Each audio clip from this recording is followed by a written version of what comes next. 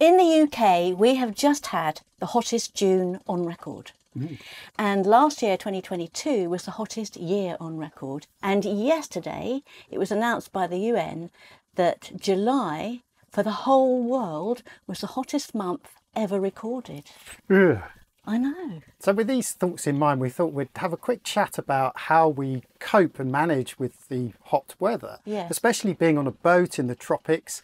It's something that we have a little bit of experience in. So we wanted to talk about how we keep ourselves cool and not get too affected by the heat. Yes, we're also going to discuss what a heat stroke is, how to avoid specifically a heat stroke, and understanding why you get it will help to stopping getting it. Yes, but we should just say, Yes. before anyone begins bashing their keyboard, this is not a discussion about global warming or climate change. So we wanted to put a stop to that right from the start. Yes, because- let's not have any of that nonsense. We are just dealing with what's actually happening right now. We don't care why, but we all know that we are very, very hot and we're suffering. And so let's look at ways in which we can deal with this. And it's not just for those of us on a boat, it's for everybody, because it's affecting all of the northern hemisphere, some of the southern hemisphere. And with that in mind, what about Turkey? That was where we started off. Hello, I'm Liz. And I'm Jamie. Welcome to Follow the Boat, in which we discuss what it's really like to give it all up to live on a boat. And go travelling around the world. We've been doing it since 2006 and we're still at it. Each week we talk about our latest YouTube video. And about boats, sailing, travel or anything else which floats into our heads. And if you leave a comment we like, we'll give you an answer and a name check. Peace and fair winds. Our first 3 summers aboard Esper were spent in Turkey, and boy did it get hot. Wow, it certainly did. August was particularly bad. Wasn't unusual for it to be hitting 40 degrees centigrade, and that was just a normal summer, but there was one particular summer when it hit 50 degrees. Yes. And this was recorded. It made international news. Of course, they recorded more about what was going on in Greece in the UK press rather than Turkey, but being next door to each other, they both suffered. And the recorded cases of deaths from old people in that 50-degree heat was pretty high. On the boat, we didn't have AC or anything like that. And the problem was it was windless as well. So we didn't have that lovely breeze coming through. So the only thing we were able to do to keep cool was to get in the water. Yeah, and of course back then we had teak decks as well, which helped retain the heat. So even after the sun went down, down below was actually hotter in the evenings than up on deck. Yeah. And yeah, we suffered, we really suffered. But of course, that's a dry heat. The dry heat also at that stage, it was only for a day or two. And of course now what's making it so bad is that people are getting these heat waves that are lasting days, if not weeks. I can't imagine what it would have been like at 50 every day for a week. It was difficult. Yeah, but so that was dry heat, and then let's talk a little bit about the tropics, because then of course after Turkey we moved to India, where we spent 3 years in India in the tropics. Before we go on to India, there's one thing I want to say that we learned in Turkey, and that was that if we didn't take enough salt in our diet, we would get cramp. And I don't know if that's what's happening to people now. Well, that was a great excuse. So we were, we started off very healthy, and of course those Turkish fruit and vegetables. Well, we lived off tomatoes and white cheeses during the summer months. And we weren't putting salt on our food, and we were cramping up all the time. And we realised that we were lacking salt in our diet. So it was a great excuse to put salt on our tomatoes once more, as we always did as kids. Yes, it's because we were from a northern part of the northern hemisphere where it's pretty much cold all the time in the UK. So you learn not to put salt on anything. And it's also, of course, we weren't sweating. And of course, when you sweat, you lose a lot of salt. So it was, as you say, it was fantastic to be able to put salt on everything. So we stopped cramping up. But yeah, go on. So then we moved to India. India on the boat was a whole new experience for us. Well, I imagine even if you're travelling on land, it's quite different to that dry heat, because of course India, and especially in the south, it's very humid, isn't it? It was the first time we'd met that kind of humidity in all our years of sailing. It was an introduction to the tropics for us, wasn't it? And in fact, I remember within the first month, the 6 boats we were with all went out and bought AC units. Yeah, we'd always say we didn't need AC, and in fact, although it was hot in Turkey, the humidity was low. So, as you said earlier, we didn't really feel it so much, but it was like wading through the air was so thick. And you were just covered in sweat the whole time, weren't you? It was just really, really unpleasant. So the AC was as much about getting rid of the humidity as it was the heat. And of course, when the monsoon comes in, so this is the southwest monsoon in South India, which comes in around about sort of May, June time, suddenly the temperature drops. So although it's wetter with rain, the temperature drops by about 5 degrees, and that's, believe it or not, is a little bit more manageable. Yeah. And in fact, the local people celebrate monsoon rain because it really does cool things down. It does. Before that, when we arrived, sort of April, May, I think we arrived, didn't we?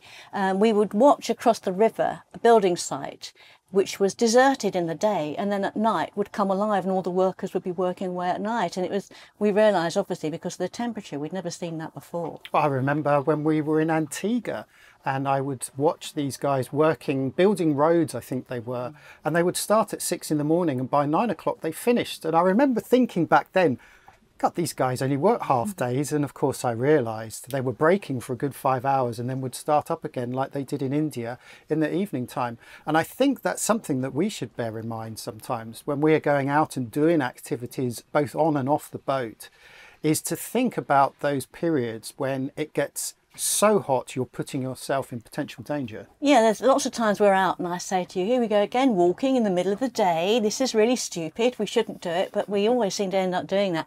Yeah. But quite seriously though, it isn't a good idea to do that. We'll come on to that in a minute. So maybe try the Spanish way of doing things, siestas. Up early, enjoy the nice cool mornings like they do in Spain and in India pre-monsoon. Then in the afternoon, nothing, do nothing, even have a snooze. Well, it's interesting. We've been trying to record this podcast this morning, and there is a period in which it gets very busy with boats going backwards and forwards, ferrying people. And about 10 o'clock, when it really starts to get hot, you'll notice that fewer and fewer boats are carting people around. Yeah. They've done their morning work. They've now all hidden in the shade, yeah, and will stay there until late afternoon. And quite often it's similar with fishermen. Obviously fishing at night is generally reckoned to be the best thing to do, but quite often the fishermen all come back and snooze in the afternoons. You don't see them out very often, unless it's a particularly clever day for fish, I don't know. But I mean, we're talking about this area. It's a little bit different in Southeast Asia, isn't it? We still have the wet monsoons. It is still very humid, but we've certainly noticed compared to India, it's just a little bit cooler, isn't it? Definitely. It doesn't really get above the mid-30s. I mean, we are very south, so we're on the equator, just north or just south of the equator, and it's much more equilibrium here. You have incredibly high humidity though. So although it might be 30 or even dip below 30 kg, go up to 34, it's nothing like being in a 40 or 50 degree, but that humidity factor makes it just as dangerous. And of course, being near the equator, we're closer to the sun. So I was thinking about that. Does that make a difference? We're 93 million miles away from the sun.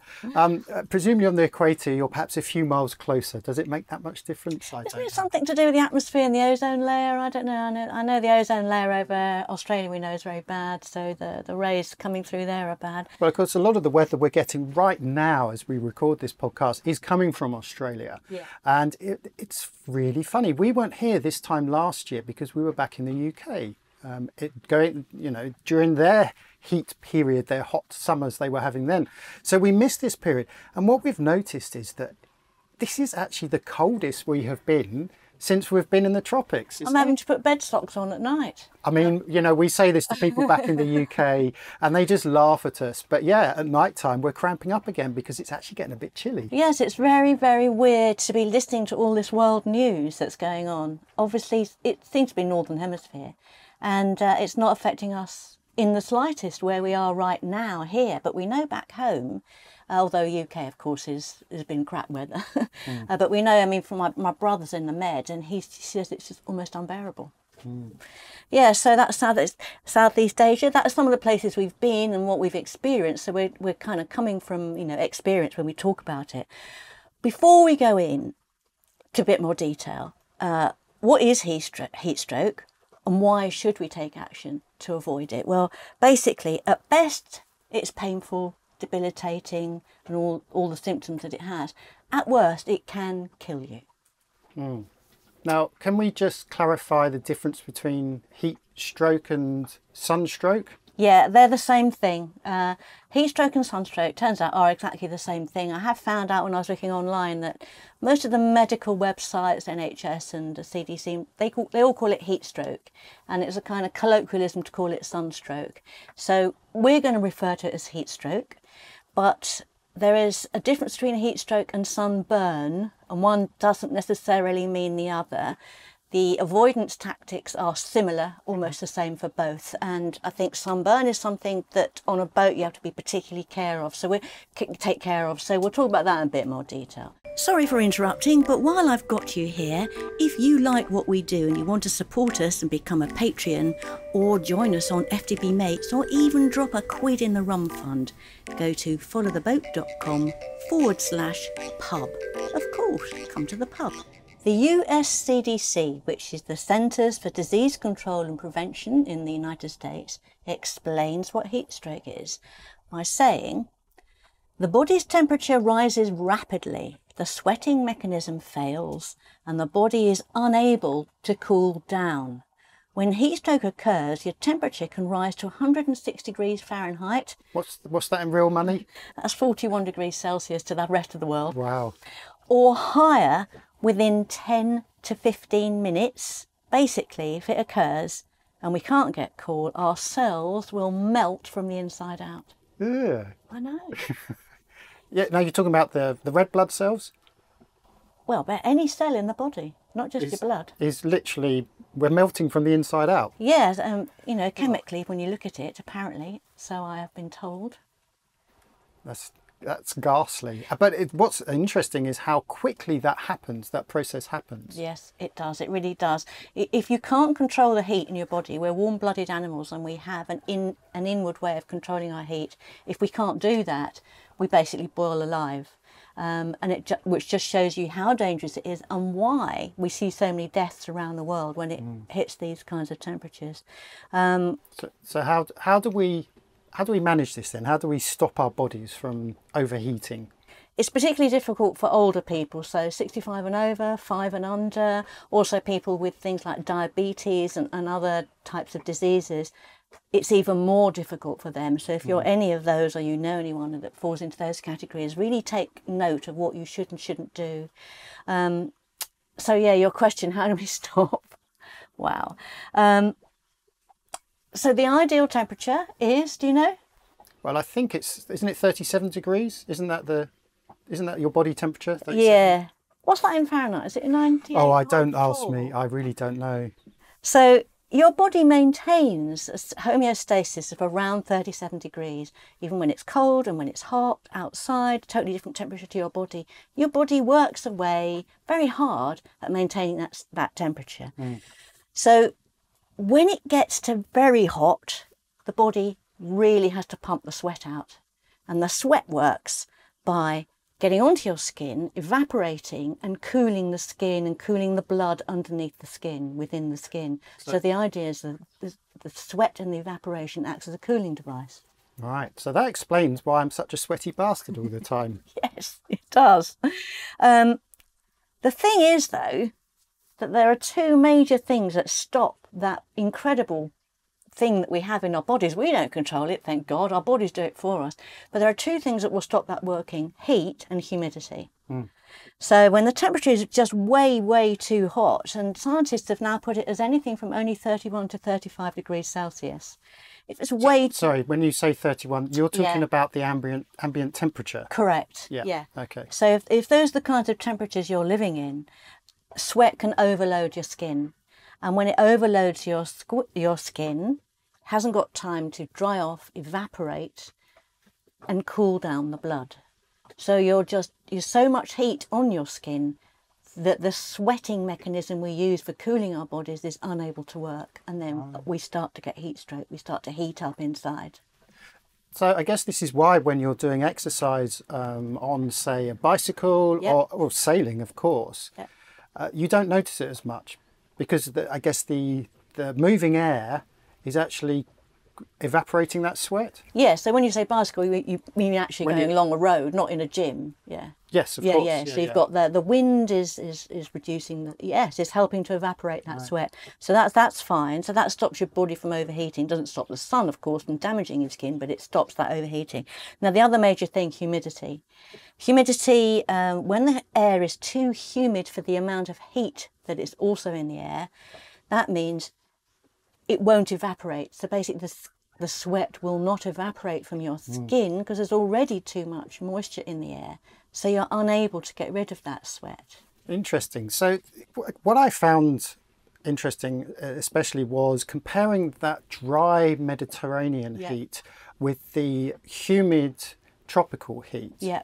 And the difference that it has, obviously there's a medical change there, but physically, I find that I'm much more exhausted in tropical heat. Yes. I get tired much more quickly in tropical heat, and I guess that's because your body literally cannot evaporate that sweat. Correct. It's just unable to. Correct. It's unable to cool itself down. So then we have to start putting into place all the ways to avoid getting too hot. There's an interesting fact here, that according to the World Health Organization, our bodies are designed to function at their best in temperatures of between 18 and 24 degrees centigrade. So that's quite low. It is low. Yeah. But I seem to remember that if you have AC in an office, quite often it's set at low 20s, so 22, 23 degrees. Right. I mean, obviously not too cold, but I didn't know that. But 18 degrees, that's cold. That is chilly. Yes. But you're not sweating, you see, so that would indicate, if you're not sweating, that your body's fine. So does that mean then people in the Northern Hemisphere, in cooler climates, are operating more effectively than in the tropics? Your body's not having to do so much work. So the moment you start sweating, your body's working hard. There was a brilliant BBC podcast, I will link to it, which talks about what happens to your body as the temperature increases. Right. Okay. So it's a BBC reporter and he's being experimented on. It's really good. He's in a controlled environment for about an hour. Humidity is set as at 50% all the way through, but they changed the temperature. And it showed, the results were, okay, I'm going to read these out. At 21 degrees, his heart was beating at 54 beats per minute. Okay, but do you know what your standing heart rate is? I know mine's around 60. Yes, I think mine's between 59 and 63. Yes. So, okay, this is quite low then. 54 beats per minute at 21 degrees centigrade ambient temperature. Yes, so here's a young middle-aged man. Young middle-aged. Middle-aged. Yes, reasonably fit, but not particularly, an athlete or anything like that. He's a normal, regular bloke. Okay. So he's in this chamber at 21 degrees and his heart's going along at 54, as normal. Yep. They ramp up the heat to 35 degrees. Okay. Okay, so this is where we're saying that it starts to get dangerous. And his heart has increased to 81 beats per minute. So he's not doing anything. Nope. He's sitting there motionless. Correct. So by changing the ambient temperature by about 13 degrees, let's say, degrees centigrade increase, his heart rate has just gone up by almost a third. A huge amount. I'm not doing anything. Not doing anything at all. Okay. At 40 degrees, just put another 5 degrees in there, he says that he's feeling very uncomfortable and his heart rate is up to 87. If you find this topic interesting and would like to continue the conversation, come and join the Follow the Boat Discord community. Look for the link in the description. It's free. So just explain why that's happening, why the beats per minute are increasing so rapidly and to such a degree. It's because the heart rate increases because our skin's blood vessels have dilated to get rid of the excess heat. Okay, so the blood vessels dilate, they're trying to get the blood to the skin, and then the heart needs to increase the circulation to keep these dilated blood vessels full so that the sweat can get out there, so they can pump more sweat out and it can ventilate off into the air. Right. So basically it's self-perpetuating. As long as it gets hotter, your body gets hotter, the dilation occurs and you get more and more and more blood pumping through and your heart rate gets higher and higher. Okay. We can attest to that, can't we? Because we know when we've been out all day, not doing very much at all. We're knackered. It's one thing that fascinates me, and we've complained to each other how we get so exhausted sometimes, having seemingly done very little. Yeah. I guess if, you know, let's say we go out and we provision, well, that means dropping the dinghy in the water, taking the dinghy ashore. So already you're quite active in just that part. You then have the luxury of sitting in a car for an hour with nice AC. But then, of course, you're marching around. You know, you're going to these fresh fruit and veg markets, which are low ceiling covered things, which are like ovens. And I really don't know how the local, mainly ladies, manage in that kind of heat. And so the whole shopping trip may only last 3 hours. We get back to the boat and we are exhausted, aren't we? I know. I've been putting it down to age and just thinking, oh man, I just can't cope as well as I used to. But we are in this hot and very humid climate, and it explains we're not realising that our heartbeats are going right up to try and deal with this. And when we're in direct sunlight and the ambient temperature is increasing as well, we are on the road to heat stroke. So does explain why we get so tired. The other thing to think about, and which they measured in this experiment this bloke did, so he's in the tank for less than an hour in this controlled environment room, is the water loss. And they worked out and measured that in that time it was 1/2 litre of water that he lost out of his body.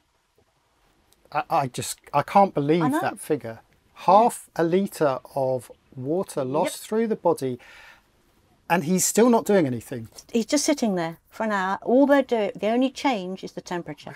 It's just ridiculous. I didn't hear that. I overheard you listening to this podcast, and I heard that statistic, and I just couldn't believe it. 1/2 litre of water lost through the body through sweating from not doing anything. Yes. The other thing that also increases is your breathing. Technically, then your ventilation rate. So at 21 degrees, you're breathing out 9 litres of air. Okay, in and out 9 litres of air per minute. Okay. It's quite a lot, isn't it? I didn't realise it was that much. Because that's quite normal apparently. But at 40 degrees, he was ventilating 17 litres per minute. So I don't know if that meant he was taking in more breaths. I guess your breathing is increasing. Yeah, that's true. And of course your breathing is increasing while the ambient temperature is getting hotter as well, which that can't help. No, it's not good. You're just getting your heartbeat's going up, your breathing. This is all happening in a normal place where you're not doing anything, where you're just sitting. And this is even, humidity was set at 50 degrees, 50%. Yeah. Now the average humidity in Lombok, for example, we looked this up, is it about 80%? Yeah, it's 75 to 95%, so we are very high humidity all the time here. I remember when we did our refit, I was having to measure the ambient humidity rate in order to do our spray painting. And in the mornings it was 90%, and we had to wait until 10 o'clock in the morning for the sun to come out just to reduce that humidity down to 70%. So, 80% is pretty high. And this experiment was done at 50% humidity. Exactly. So that was, they were doing it, I don't know, I think it was being done in the UK, so I think they were thinking 50% was reasonably high. Yes. But of course, there was then another, I don't know if you heard this one I was listening to, another experiment about humidity. And the idea, humidity makes it even worse by stopping the evaporation, as we know, and causing the body temperature to rise faster than it would in a dry climate. Okay, so we've established that. We can attest to that. Yes. So Penn State University have been doing tests on humidity and how it affects the body and what happens to you when the humidity, the relative humidity rate when that's high. So, and how it changes. So they've worked out by changing the humidity in a controlled environment and the temperatures, they've worked out critical limits. So at a certain temperature, ambient temperature, if the humidity goes above a certain percentage, it's critical and it's potentially dangerous. And what's really interesting is this. So we've only got the high results, but at 36 degrees, so that's centigrade, obviously, that's what we all look for on a nice beach holiday, really hot and lovely, and maybe getting a little bit of shade, getting the water. 36 degrees, the maximum humidity your body can take is 65%. Above that, it's critical, and you're going to get heat stroke. So wow. We are never below 65% here. No. So if you say that we're usually at 30 to 34%, we are probably all the time Do you mean degrees? Yes, sorry. Sorry, we must get our percentages of degrees correct. Yeah, so we're talking ambient temperature of 30 to 34 degrees. Correct. And this research shows that it should be at 65% maximum relative humidity at 36 degrees centigrade. Yes, so that is when it's critical. After that, you've got heat stroke. So basically for us in the tropics, it's critical all the time. Yeah. I'll just quickly read the other two, the two high ones which affect what's going on in the world today. So at 42 degrees centigrade, they worked out that 40% relative humidity is the critical limit. And I think, you know, if you live in Florida, look out. Anywhere else in the tropics, certainly at 50 degrees, which is what we're seeing in the Mediterranean right now, it's only 12% humidity. Wow. So if the humidity is higher than 12%, it's critical, it's dangerous, it's extremely dangerous. Wow. I mean, they're shocking figures. It's interesting to actually get the science, the facts behind this, because, well, it does back up, first of all, a lot of what we feel when we're travelling around on the boat in very high relative humidity all the time. I mean, I spoke earlier about humidity was dropping between 90% to 70%. It never really got much below that. This was in Thailand, and I imagine it's the same here. So it's good to know this, because I think it will make us a bit more aware of what we're doing to our bodies when we go out and... I always think of provisioning, because that's the one thing we have less control over than, say, exploring. You know, we choose when we jump in the kayaks or when we go for a walk on the beach, but with provisioning it tends to revolve around access to transportation and when the markets are open. I think it's also indicative of the cultures. I think, you know, in tropical places, not just here in the Caribbean and other tropical places, people are slower. They've learned you shouldn't be rushing around because your temperature, your heart rate, everything's going to go up. So you're trying to keep those, you know, even if you don't realise that's what you're doing, you're trying to keep everything smooth and slower. So people walk slower. They do everything at a slower pace. It's not because they're lazy, it's because that's the way it needs to be. It took us years to get our heads around this, because both of us, having lived and worked in London, are used to marching to the tube station, marching to work, walking very quickly. And we did it for years. I mean, throughout our whole time in Turkey, we'd march up the mountains, we'd march to the shops. And eventually I think perhaps India, we started to just slow down a little bit. It took us a long time to learn to walk at the same pace that the local people do. I do everything much slower now, everything, because of this heat, and it does work. And also they're covered up all the time. Did you know that liking and subscribing on YouTube or wherever you get your podcasts helps us to get noticed? Go on, give us a helping hand.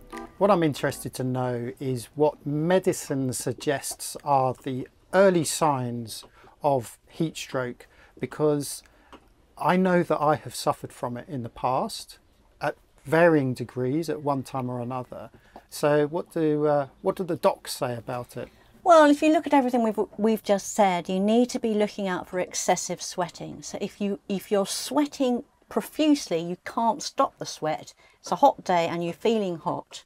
That's the beginnings of it. You might get muscle cramps as well. As we know, you can get a little dizzy, and your heartbeat will increase. So all of those things are indications that you're about to get some kind of heat stroke. It can get even worse. You can get headaches. You can start vomiting or feel nauseous. Your brain starts not to function as well as it should. You must have permanent heat stroke then. Yeah, you can faint. The dizziness can turn into fainting, and you can end up in a coma. You could, if you still haven't done anything about it, end up with organ failure. So your kidneys obviously are going to fail because there's all this salt and no water building up in there, and the heart will fail because it's pumping like mad and nothing's happening. And obviously death is the final sign. So all of those things can happen.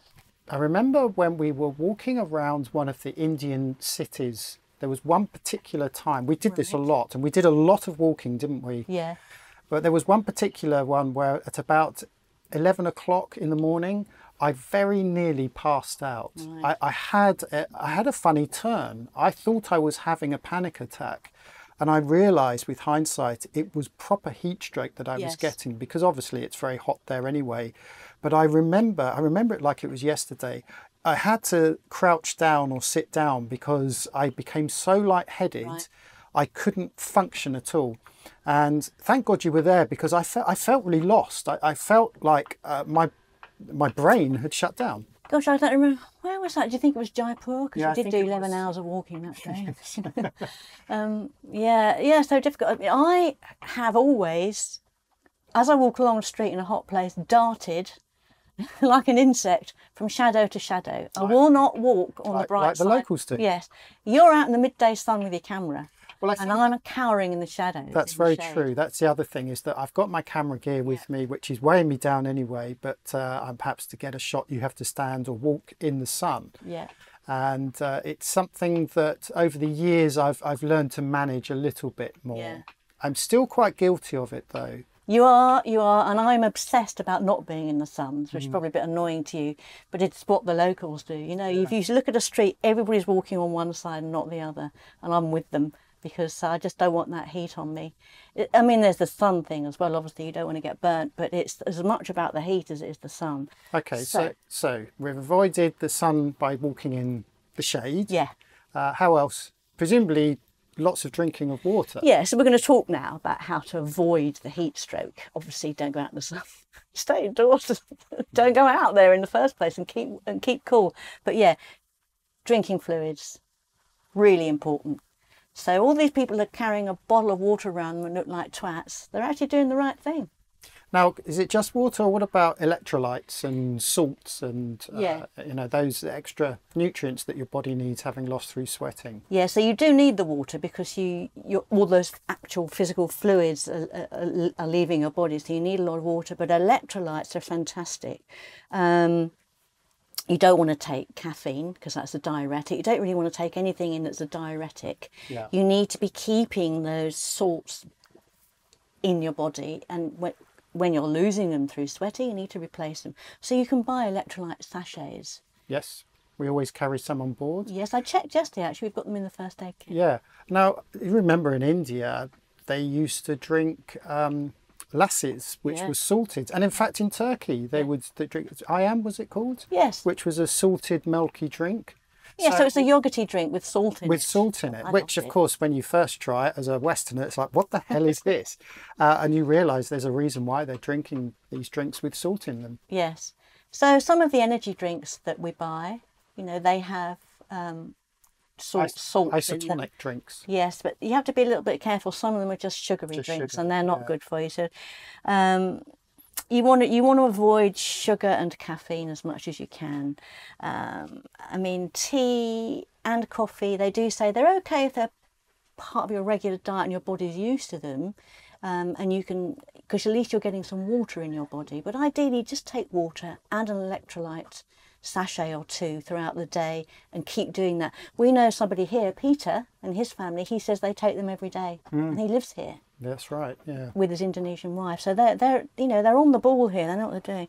Obviously, don't drink alcohol. You might think you need a beer and it's going to cool you down, but it isn't. I think that's kind of psychosomatic, isn't it? Because I loved a cold beer, and when you drop the hook or when you get ashore, and it always feels refreshing. But as you say, it is a diuretic, isn't it? It is, I'm afraid. I mean, it's not as bad as drinking a pint of whiskey, but a pint of that will just shrivel you up in the heat. And beer does seem good. Maybe, you know, a glass might be okay. So better, but really, it's not doing you any favours in the heat. If you're going to drink beer, then stick to evening drinking when it's a little bit cooler. Or a nice air-conditioned bar. Yes. And the other thing is the food that you eat needs to be hydrating food as well. So avoid, you know, it's usual. Avoid red meats and big heavy meals, and stick with fresh food, fruit, vegetables, salads, soups. You've got a word here that I've never heard before. What's that? Thermogenic. Oh yeah. Limit highly thermogenic food, it says in your notes. I've never heard of this word before. Yeah, and I hadn't until I came across it. I guess thermo, meaning is your body having to work harder to digest these foods? Is that what it is? Yeah, that's it, exactly. So red meat, apparently ginger, sweet potatoes and whole grains are not particularly good. That's half our diet. It's because your body's working away to digest them, which is good in some ways, but bad if you've got heat stroke. That's interesting. Sweet potato, that wouldn't have thought. I would have thought it would be more likely to be normal potatoes versus sweet potatoes. I think they're probably in there. This isn't an exclusive list. The list is big, but so you need to find out, so do we, what thermogenic foods are. But I think it's kind of, stick with the lighter foods. So plenty of fruit, plenty of steamed boiled vegetables, salads, that kind of thing. Maybe light white fish as opposed to red meat while it's hot. So just be careful, and just plenty of liquid all the time. Soups are going to be good. Right, and then physically, you'll see round here, everybody covers their head. Everybody covers their shoulders. In fact, most people are covered head to toe. Well, I remember going through the Red Sea and thinking half the fishermen were pirates, because they look like pirates by the way they completely wrapped their heads. And of course, we've learned that pretty much every single fisherman from the Red Sea onwards will have their heads completely covered up because they're spending all day in the sun. Yeah, and the scarves around the face, everything. I've worn that myself to avoid the sun. So it makes sense. Although you might think it's going to make you hotter, that bare sun on your bare skin and your head is worse than having something over the top of, just shielding it, putting a barrier there. I mean, we'll always wear hats. Well, I do. Yeah, you need to. You wear a baseball cap sometimes, but whenever we're sailing, we're always wearing a hat. And whenever we go into town, I'm always wearing a hat. I'm trying to keep that sun off my head as much as possible. Yeah, and that's as much about not getting burned as it is about not getting hot. But it does help you not get hot as well. And then clothes, might be tempted just to be wearing a bikini or a swimsuit, but that's not really doing you any favours. We do cover up, don't we? Yeah, all the time. All the time. Loose clothes are great, so you wear big baggy shirts. I'll wear shirts and big baggy tops and even trousers sometimes if it gets really hot. And when we swim, we tend to wear big woolly clothes when we swim these days. That's true, yes. We wear rash vests, quite often a whole rash suit. So yes, that's something that I notice children in the UK now, my brother's children, my nieces and nephews, now when they go on holiday, they're always wearing rash suits, which is something we never did as children. But I think it's always worth carrying a rash suit on you, because you may find that you're going to spend some hours snorkeling in a beautiful little spot. And the worst thing that can happen is to spend hours in the sun. And of course, the sun is reflected in the water, so it's even worse. And you don't realise it at the time because you're in the water, you're keeping cool. Yes. It's not until you come out that you realise how burnt you're getting. Yeah, so this is about sunburn as opposed to heat stroke. But the two go hand in hand. Yes. I mean, one isn't the other. Sunstroke doesn't necessarily mean that you're sunburnt or vice versa. But I think if you're going to get sunburn, it's going to, if you're not careful, it will lead to sunstroke. It could as do, well. yeah, it could. We've learned that we must stay in the shade and we must avoid the sunlight. The other really important thing to remember is not to exercise. I love that line. I know. I'll take that to heart. Don't exercise. In the heat and in the direct sunlight, really bad for you because your heart rate will go through the roof. And you'll lose so much water you won't be able to replace it. Yeah, I mean, on the odd occasions in the dim and distant past when I used to jog, as part of my exercise routine, I can think of when I used to go jogging with Brian in India, we would get up at 5:30 and go jogging, and we had to be back at the boat by 6:30, 7 o'clock. It's already starting to get hot. Yeah. And funny enough, that's when we would bump into other local Indians also exercising. So basically, if you're going to exercise, do it before the sun rises. Or do what I do and do it in a gym. If you've got access to a fan, use it, because that fan will help cool down the sweat, dry up the sweat, which will cool down the body. So fans are fantastic. We love fans. We've got them all around the boat. And when we're out, we use fans. So use a fan. I mean, people have been using fans for years. In Spain, those lovely fans fanning their faces really does work. And there's one thing better than a fan, and that's AC. Yes. Find the AC. I talked about provisioning earlier, and of course we get 2 natural breaks. The first is when we jump in the taxi. So we'll have an hour's drive with lovely AC, which will cool us down. And then after shopping in the market, we then may go to a shopping mall where there is also AC, which gives us a chance to cool down. And I have to say, in Asia, shopping malls are a much bigger thing than they are in, well, certainly in the UK. Yes. And I realise now it's because that's where everyone goes to cool down. Yeah, you want to be undercover as much as possible, and so they're great. That's what we do in most of our shopping, isn't it? It's a shame though, because of course ACs, and we're getting a bit political here, but AC does contribute to global warming. So there's a bit of a fine line there, isn't there? I know, it's difficult. I'm not personally a great fan of AC. If I can get away without it, I prefer. So in the car, open the windows. Yeah, what about AC on the boat? I mean, how would we cool down on the boat then? Should we use AC? Yeah, so we have done. We had when we did in India, didn't we? Because we were stuck in a marina. I think that's the for me, and I've said this many times before, when you're at anchor, we don't feel like we need AC because you do have this natural breeze coming through the boat. And if you can position your fans in such a way that you're drawing in the air from outside to cool things down. So don't mount a fan, say, just on a wall with a solid wall behind it. Try and put it by hatches, so you're pulling in that cooler air. But with AC, yeah, it's not really practical on a boat anyway, especially if you're running 12-volt systems. It's, you know, it can be difficult. It's power hungry. You've got to close everything. And part of the joy of being on a boat is you want everything open, don't you? Well, that was the funny thing in India when we all went out and bought these AC units. You didn't see anyone throughout the whole day because you have to shut the boat up. Yes, you're right. Yeah, I mean, it's good in the tropics from the point of view of keeping the boat dry, so the humidity isn't destroying everything. You haven't got fungus growing out of the place. And in fact, when we were away was the best time, wasn't it? Because we were able to put it on a timer, so it came on twice a day, and it kept the boat from getting mould everywhere. Yes. So, yeah, I mean, up to you really, but I don't think it's necessary because when you're at anchor, you're always pointing into wind, and there's always a tiny bit of wind, and you'll get the full benefit of that wind if you open everything up. Shades, curtains, you want to keep out the direct sunlight. So you've got your breeze coming through, but you could also have extremely hot direct sunlight coming through, which is going to heat the boat up, heat you up if you're underneath it. So get shades for the hatches, maybe like we've got here in our cockpit. We've got, what do we, yeah, these are shades, aren't they? These net mesh shade things. Yes, and these are, so they're rated at the percentage at which they keep light out, and these are rated at 90%. Now, if you're watching this on video as opposed to just listening to this in audio, you can see the background behind, and we've exposed the camera for our faces, but it does mean you can see the background. But if I were to pull this away, it would be overexposed because it's blocking out so much light behind us. And these shades are a godsend. Yeah, they are fantastic, and you can get them. You can get them made up to go over hatches all the way around the boat, and people do. So for those listening, it's simply a black net, isn't it? That's how you describe it. Yes. Yeah.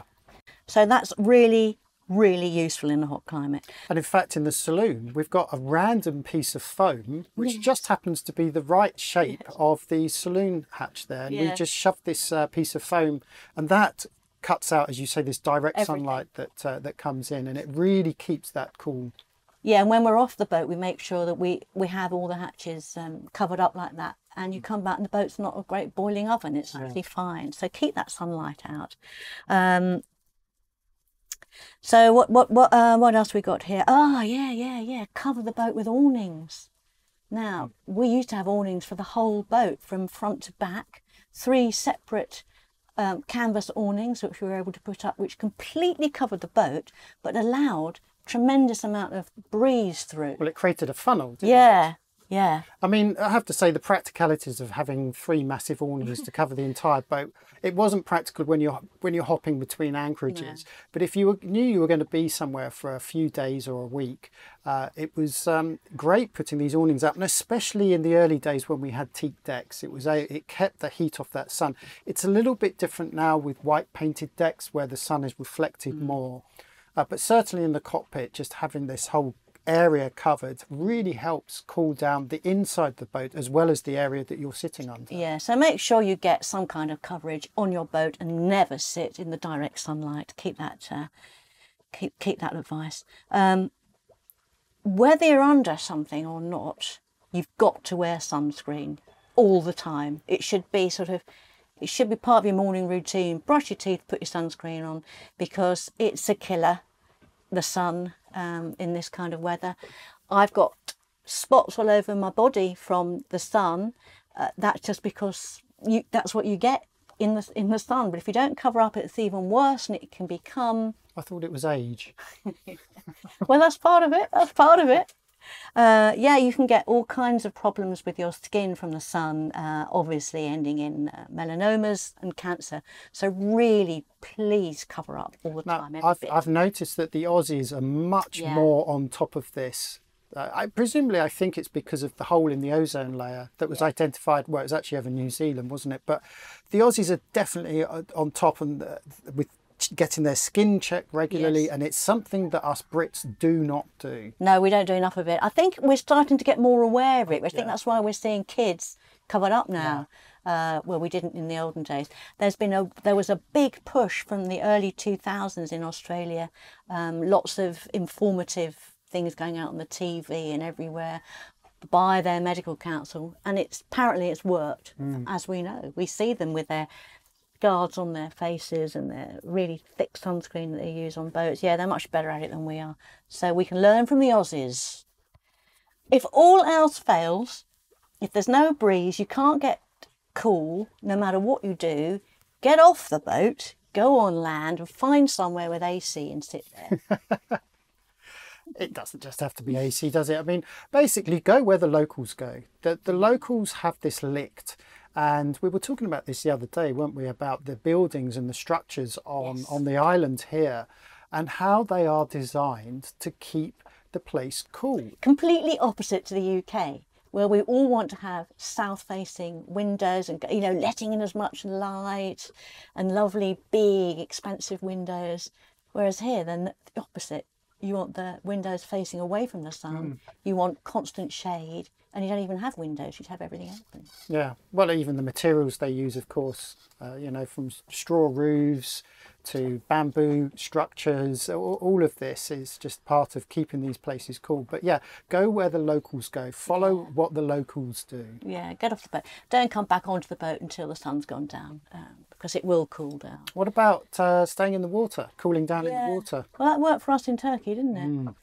It really did work for us. So the only thing you've got to worry about in the water, as we said earlier, is sunburn. So just make sure you've got plenty of resistant cream on and you're covered up. So that's all very well when you're at anchor. But what about when you're actually sailing? Because one thing I've noticed when we're sailing is that I don't feel like I'm hot at all. I keep nice and cool until the end of the day when you drop the hook and the sun goes down. You realise you have actually, despite putting factor 50 on the face, you've caught the sun. But at the time when you're sailing, it doesn't feel so bad. No, it's because our bodies, we're cool. Our bodies are cool because the wind is working on the sweat. So our bodies are still sweating because it's quite hot, but the wind is immediately cooling that sweat off. So we're fine. So we're not getting a heat stroke, but we're getting sunburnt instead. So just keep sailing. Keep sailing. That will stop the heat stroke. Yeah, that's the answer. Get out. Get out. Use what little wind there is and get some movement. So I hope that gives people a rough idea of how it all works and why we do what we need to do. But then the last thing we do quickly need to say is what to do if you think you've got some symptoms of heat stroke. And it's all fairly straightforward, isn't it? So you want to get into a cool place immediately. So if any of those symptoms are starting to occur, get into a cool place. On a boat, where would that be?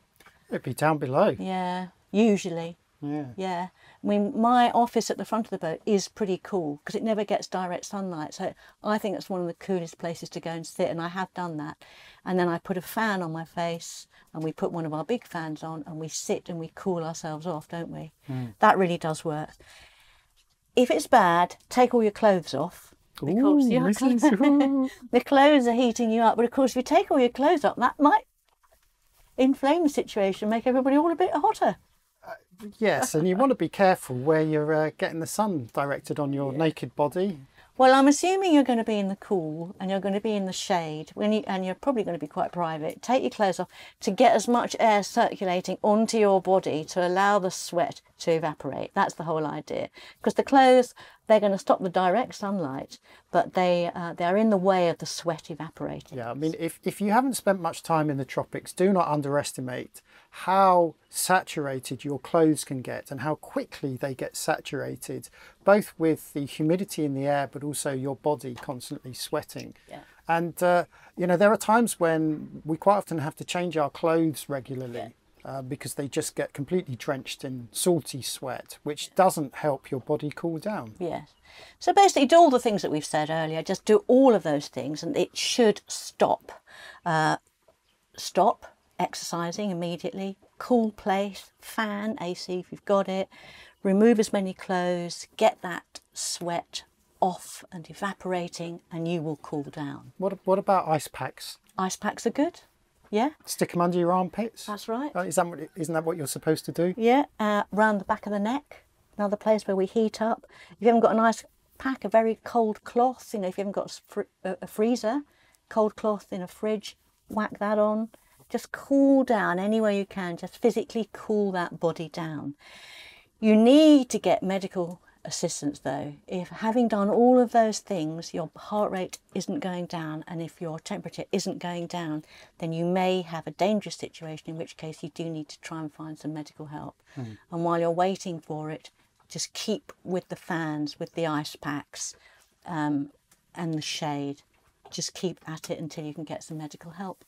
And I guess the medical assistants in places like where we are, they're pretty much on top of this. Yes. Because they must see this all the time. Even with local people who are perhaps having to work in the heat, they must have cases of heat exhaustion. So I'm sure they'll be on top of that. Yes. I mean, don't underestimate, obviously, drinking plenty of water and getting those salts, those electrolytes in. So anyone on a boat, you must have electrolyte pouches in your first aid. Massively important. We've done it ourselves, haven't we, when we've been ill. We've taken electrolytes in water and within like half an hour you feel better. Well, interestingly, one of Indonesia's biggest selling soft drinks is called Bakari Sweat, which is an isotonic drink. It is mainly sugar, to be honest. I looked at the ingredients, but it is supposed to be an isotonic drink. So it's got the salts in it. It's got the salts in it, and it's a very popular drink here, and you see a lot of people drinking it. And quite often when we are feeling a bit exhausted, it's normally the first thing that we'll drink after water will be a bit of an isotonic drink. Yeah. Right, so what do you think about that then? Well, I feel a bit all hot under the collar after that. It's, I mean, it's not a laughing matter. Heat stroke is big, and it looks as though with the temperatures that are changing around the world, we're getting hotter and hotter. It's going to be something that we need to take a bit more seriously. Those of us that don't normally live in this kind of climate, the locals here, they know what to do. But it's difficult for those of us in the northern hemisphere, in those colder climates, and obviously in the southern colder climates as well. We've got to readjust the way we do things. Yeah, I think that is it in a nutshell. If anyone is going to benefit the most from this particular discussion, I think it will be people like us who come from, say, the UK, for example, where our natural instinct when the sun comes out is to run to it. And, you know, as you said at the beginning of the podcast, when we think of our summer holidays, we're looking for somewhere that's really hot so that we can lie in the sun, you know, on the beach for 2 weeks, and that's a ridiculous thing to be doing. It's really not good for your body. So yeah, okay, that was interesting, and I think perhaps a little bit more medical and technical than our normal podcast, but you've done your research and there are some very, very interesting and salient points there to take away from it. So thank you for doing all the hard work this week, Elizabeth. Oh, it was my pleasure. I was just so interested in what was happening with the temperatures around the world. I wanted to find out what you're supposed to do. Yes. Well, next podcast, I'm going to be doing all the work, and we put a call out on our Discord channel and asked people what they wanted us to discuss. And the one subject that people were most interested in was everything galley related. Right. So provisioning, storing and cooking. Okay. But we're not going to be doing recipes. We're not getting quite as far as recipes. We're telling you this now because obviously if you've got any tips or advice or questions pertaining to all things galley related, then pop them in the comments below this podcast and we'll have a read through them and take some on board. Okay, that's it. Thank you very much. Bye.